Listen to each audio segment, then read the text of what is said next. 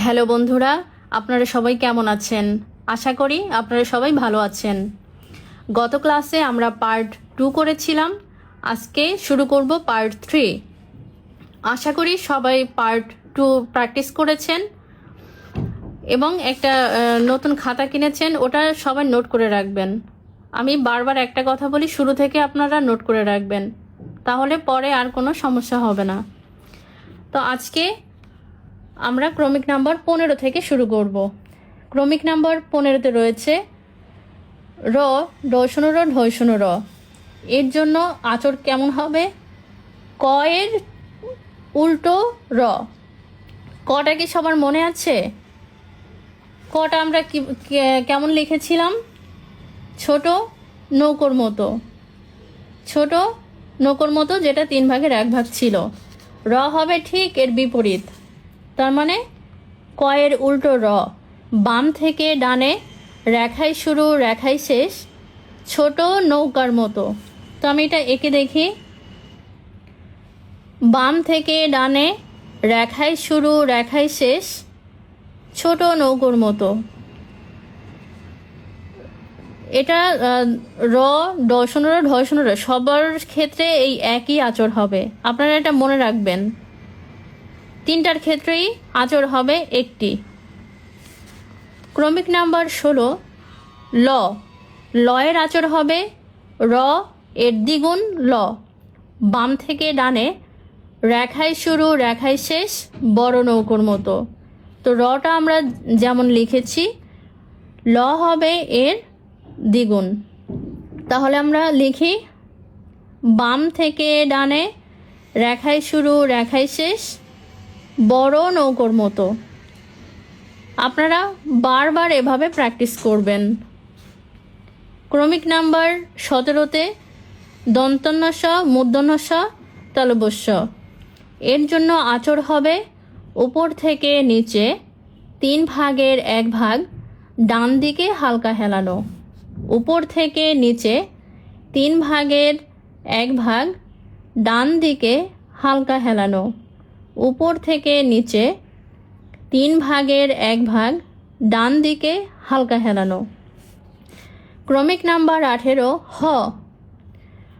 এর উচ্চারণ হবে একটি বিন্দু, কলমের একটি ফোঁটা।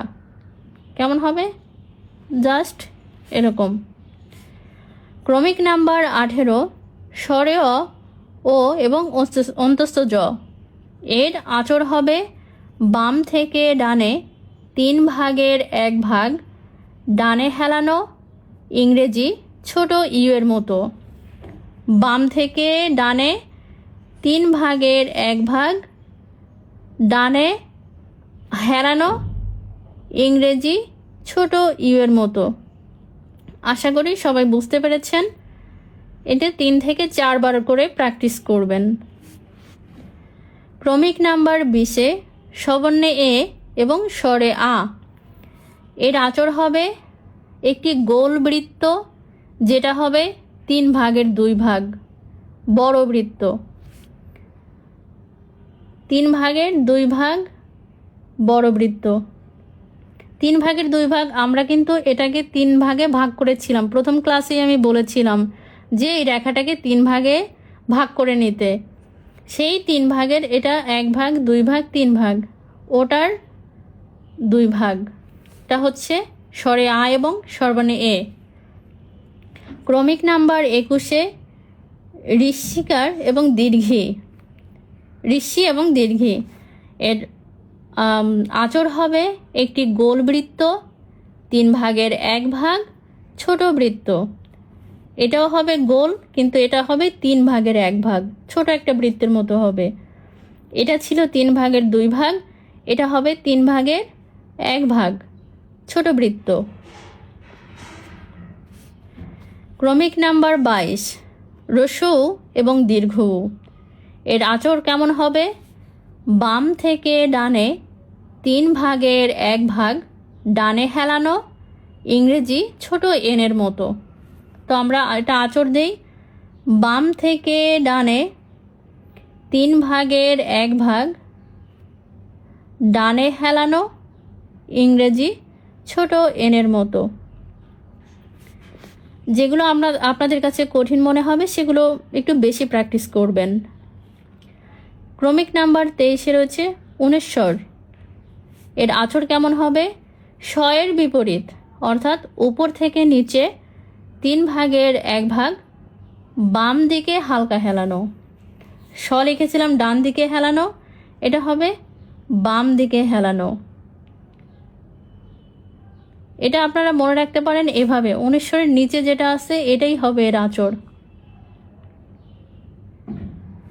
ক্রমিক নাম্বার 24 রয়েছে ও ও ও এর উচ্চারণ আঁচড়টা কেমন হবে? বাম থেকে ডানে 3 ভাগের 1 ভাগ ডানে হেলানো, ইংরেজি ছোট এম এর মতো। তোমরা আঁচড়টা দেখি, বাম থেকে ডানে 3 ভাগের 1 ভাগ ডানে হেলানো, ইংরেজি এম এর মতো। ক্রমিক নাম্বার 25 রয়েছে আয়ের এটা হচ্ছে, আমি প্রথম ক্লাসে বলেছিলাম যে আমরা আঁচড় 24টি শিখব। এটা হচ্ছে আঁচড়ের বাহিরে, এটা আমাদের তাও প্রয়োজন আছে, এটা আমরা শিখে রাখবো। আয়ের আঁচড়টা হবে একটি গোল বৃত্ত, 3 ভাগের 2 ভাগ মিলিত স্থানের একাংশ ঝুলে পড়বে, বড় বৃত্ত। তাহলে আমরা একটা বড় বৃত্ত আগে আঁকি, যেটা 3 ভাগের 2 ভাগ হবে, এবং এখানে আমি দাগ দিয়ে এখানে মিলিত করেছি, মিলিত স্থানে এক অংশ ঝুলে পড়বে। দেখো আঁকাটা সবাই একটু আরেকবার খেয়াল করেন, একটা গোল বৃত্ত যেটা 3 ভাগের 2 ভাগ মিলিত স্থানে ঝুলে পড়বে। তো বন্ধুরা, আজকে এ পর্যন্তই। আমরা যে 24টা আঁচড় শেখার কথা বলেছিলাম, আজকে 24টা আঁচড় শেষ করলাম। সবাই এই ক্লাসগুলো রেগুলার করবেন, এবং ক্লাসের যে আমি ক্লাসগুলো করেছি এই ক্লাসগুলো হোমওয়ার্ক করবেন। হোমওয়ার্ক করে আমাকে কমেন্ট করে পাঠিয়ে দিবেন। সবাইকে ধন্যবাদ, সবার জন্য শুভকামনা।